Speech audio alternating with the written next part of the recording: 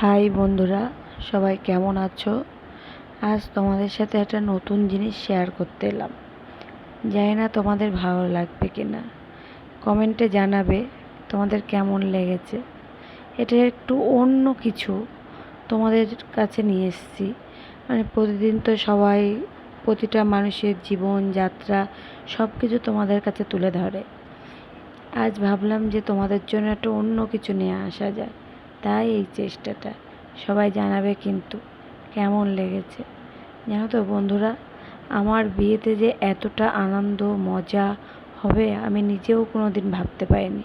সত্যি আমার বিয়েটা খুব সুন্দর হয়েছিল, সুন্দরভাবে হয়েছিল, সুন্দর আয়োজন করা হয়েছিল দুই বাড়ির থেকেই।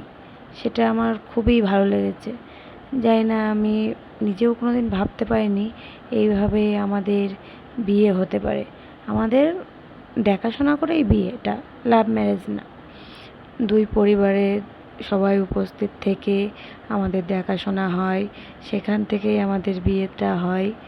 আমাদের প্রথম যোগাযোগ হয় পেপার থেকে, ছেলের বাড়ির থেকে অ্যাড দিয়েছিল পেপারে, তার মাধ্যমেই আমাদের যোগাযোগটা হয়।